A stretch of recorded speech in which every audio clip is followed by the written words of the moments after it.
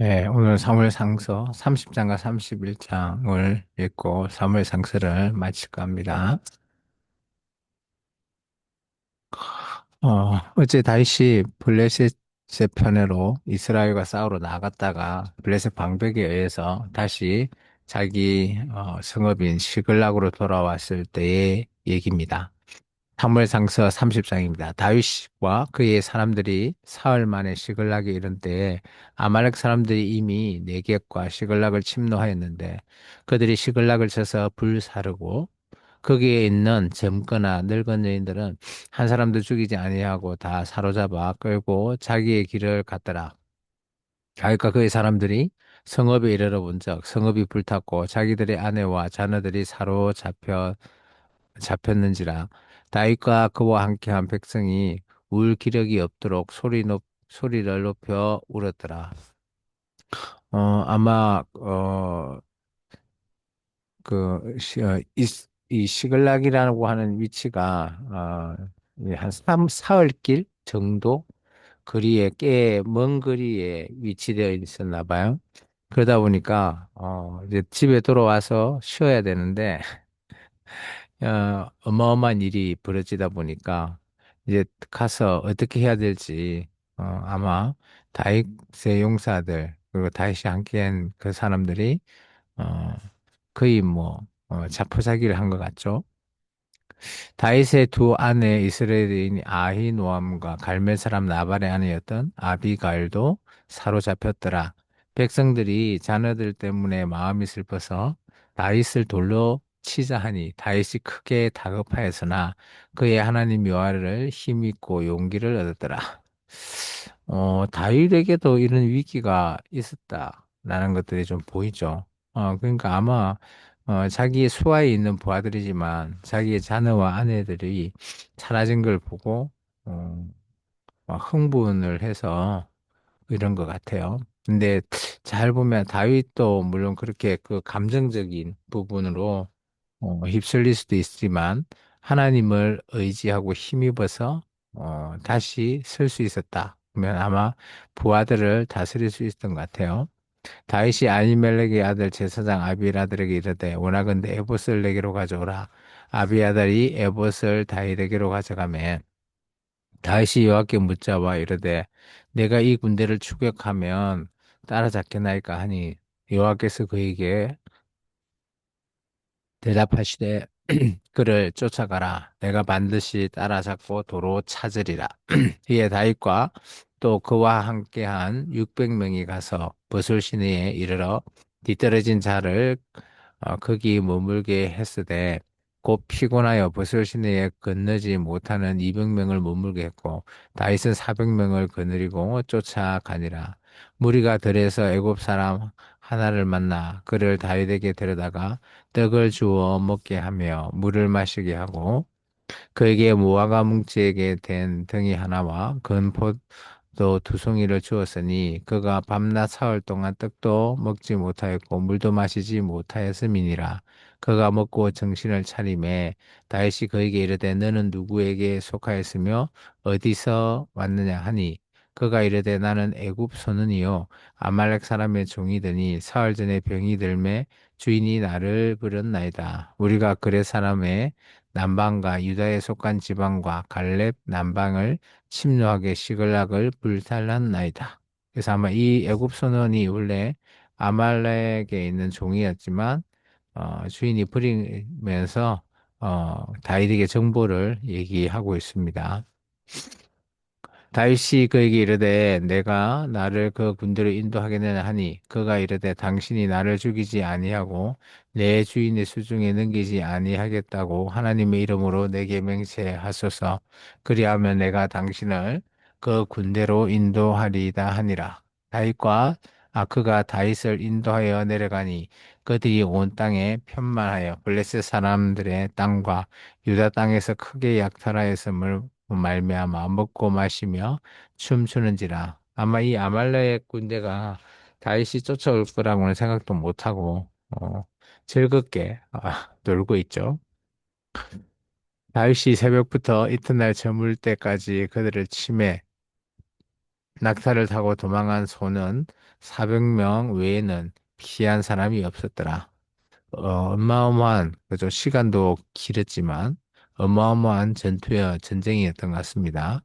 다윗이 아말렉 사람들이 빼앗아 갔던 모든 것을 도로 찾고 그의 두 아내를 구원하였고 그들이 약탈하였던 것 곧 무리의 자녀들과 빼앗겼던 것은 크고 작은 것을 막론하고 아무것도 잃은 것이 없이 모두 다윗이 도로 찾아왔고 다윗이 또 양떼와 소떼를 다 되찾았었더니 무리가 그 가축들을 앞에 몰고 가며 이르되 이는 다윗의 전리품이라 하였더라.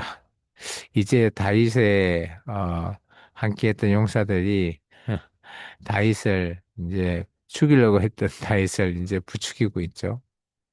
다윗이 전에 피곤하여 능히 자기를 따르지 못하므로 부술 시내에 머물게 한 200명에게 오매 그들이 다윗과 그와 함께한 백성을 영접하러 나오는지라 다윗이 그 백성에게 이르러 문안하매 다윗과 함께 갔던 자들 가운데 악한 자와 불량배들이 다 이르되 다윗 수중에도 악한 자와 불량배 이것은 이제 그런 표현인 것 같아요. 그들이 우리와 함께 가지 아니하였은즉 어, 우리가 도로 찾은 물건은 무엇이든지 그들에게 주지 말고 각자의 처자만 데리고 떠나가게 하라 하는지라. 그러니까 아마 이들이 함께 하지 않고 그냥 쉬었던 것 때문에 악하고 불량배 이런 표현. 이게 이런 표현들이 보면 불량배라든지 이런 표현들이 사사기에도 나왔고 이런 걸 보면 그게 물론 뭐 악해서 그런 것도 있지만 자기의 시각으로 봤을 때 그렇게 보여졌을 수도 있다라는 거죠. 요즘 같으면 좀 얌체 뭐 이런 사람들을 또 얘기하는 것 같기도 합니다. 다시 이르되 나의 형제들아 여호와께서 우리를 보호하시고 우리를 치러 온 그 군대를 우리 손에 넘기셨은즉 그가 우리에게 주신 것을 너희가 이같이 못하리라. 이 일에 누가 너희에게 듣겠느냐?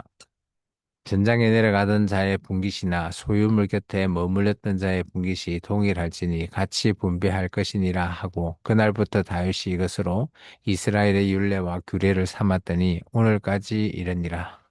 참 다윗의 이런 뭐 지혜 이런 부분은 아마 하나님 앞에서 온 것 같아요. 그래서 동일하게 하나님의 뜻인 뭐 공평하게 공의와 정의를 실현하고 있는 모습이 다윗의 모습이 아닐까 보여집니다. 다윗이 시글락에 이르러 전리품을 그의 친구 유다 장로들에게 보내어 이르되 보라 여호와의 원수에게 탈취한 것을 너에게 선사하노라 하고 베델에 있는 자와 남방 라못에 있는 자와 얏딜에 있는 자와 아로엘에 있는 자와 신못에 있는 자와 에스드모아에 있는 자와 라갈에 있는 자와 여라무엘 사람의 성읍들에 있는 자와 겐 사람의 성읍에 있는 자와 홀마에 있는 자와 고라산에 있는 자와 아닥에 있는 자와 헤브론에 있는 자에게와 다윗과 그의 사람들이 왕래하던 모든 곳에 보내었더라. 이런 거 보면 지금 전리품을 보냈다라고 하면 기존의 다윗이 힘들었을 때 이 성읍 사람들이 아마 다윗을 전적으로 지원해주고 도와줬던 성읍이 아닐까 또 역으로도 그렇게 추정해 볼 수 있습니다. 이제는 다윗의 얘기가 끝나고 이제 사울의 얘기로 사무엘 상서가 마무리하게 됩니다. 블레셋 사람들이 이스라엘을 침해 이스라엘 사람들이 블레셋 사람들 앞에서 도망하여 길보아 산에서 엎드려 죽으니라. 블레셋 사람들이 사울과 그의 아들들을 추격하여 사울의 아들 요나단과 아비나답과 말기수아를 죽이니라. 참 너무 안타깝죠. 요나단 같은 경우는 더더욱 그런 것 같아요. 사울이 패전함에 활 쏘는 자가 따라잡으니 사울이 그 활 쏘는 자에게 중상을 입은지라 그가 무기 든 자에게 이르되 내 칼을 빼어 그것으로 나를 찌르라 할례 받지 않는 자들이 와서 나를 찌르고 모욕할까 두려워하노라 하나 무기를 든 자가 심히 두려워하여 감히 행하지 아니하는지라 이에 사울이 자기의 칼을 뽑아서 그 위에 엎드러지매 사울 같은 경우는 끝까지 보면, 사람들의 체면이라고 하나요? 그런 부분을 생각하는 것 같습니다. 그래서, 물론, 뭐, 이스라엘 민족이 할례받은 자에게 이렇게 모욕당하지 않고 죽고 싶다라는 그런 생각도 있지만, 뭐, 그 또한, 조금은 자기 자신에 있어서 체면이 중요하다. 이런 걸 또 좀 보여주고요. 또 아마 성경에서 보면, 음, 성경에서 보면, 이렇게 자살을 한 사례가 몇 안 되는데 그 중에 한 명이 사울인 것 같습니다. 무기를 든 자가 사울이 죽음을 보고 자기도 자기 갈 위에 엎드러져 그와 함께 죽으니라. 사울과 그의 세 아들과 무기를 든 자와 그의 모든 사람이 다 그날에 함께 죽었더라. 너무 안타깝습니다. 이스라엘의 왕과 또 함께했던 모든 사람들이 그날 길보아산 전투가 얼마나 치열했는지를 알 수 있죠. 골짜기 저쪽에 있는 이스라엘 사람과 요단 건너쪽에 있는 자들이 이스라엘 사람들이 도망한 것과 사울과 그의 아들들이 죽었음을 보고 성읍들을 버리고 도망하며 블레셋 사람들이 거기 이르러 거기에서 사니라. 참 어마어마하게 큰 전투였고 또 피해가 막심한 것을 볼 수 있어요. 그 이튿날 블레셋 사람들이 죽은 자를 벗기러 왔다가 사울과 그의 세 아들이 길보아 산에서 죽은 것을 보고 사울의 머리를 베고 그의 갑옷을 벗기고 자기들의 신당과 백성에게 알리기 위하여 그것을 블레셋 사방에 사람들의 땅 사방에 보내고 그의 갑옷은 아스다롯의 집에 두고 그의 시체는 벳산 성벽에 못 박음에 길르앗 야베스 주민들이 블레셋 사람들이 사울이에게 행한 일을 듣고 모든 장사들이 일어나 밤새도록 달려가서 사울의 시체와 그의 아들들의 시체를 벳산 성벽에서 내려가지고 야베스에 돌아가서 거기서 불 사르고 그의 뼈를 가져다가 야베스 에셀 나무 아래 장사하고 7일 동안 금식하였더라.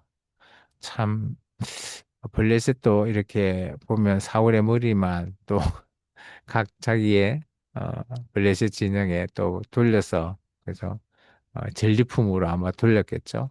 그리고 남아 있는 몸뚱이는 또 배산성벽에 못 박았을 때 길라드 아베스 주민이 어, 용기 있게 힘을 냅니다. 이 이유가 있죠. 야베스 주문이 안분인가요? 그래도 와서 눈을 빼려고 했을 때 그때 사울이 나서서 그죠 각 지파를 나서 가지고 자기의 소를 그죠 12개 조각 내 가지고 모이게 해서 그래서 크게 이겨서 야베스 주민을 구원했던 사건. 아마 그것 때문에 야베스 주민들이 이렇게 가서 사울과 그의 아들들의 시체를 장사해 준 것 같습니다. 이것으로 해서 사무엘 상스는 마무리하게 됩니다. 오늘 극명하게 다른 두 사람의 인생의 이야기를 우리가 살펴봤습니다.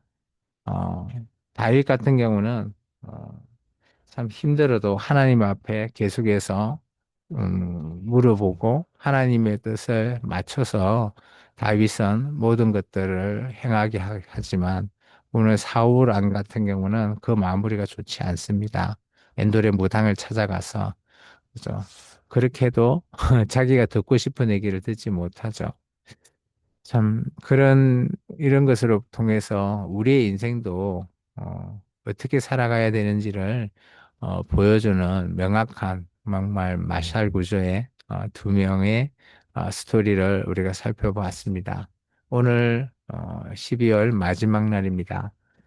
오늘 또 송구영신 예배와 신는 감사를 통해서 올해를 또 잘 마무리하시고 내년에 새해에 또 새롭게 성경 또 일독을 통해서 다시 또 만나며 또 하나님 앞에 또 경외하는 삶으로 나아가는 저와 여러분이 되기를 주 이름으로 축원합니다.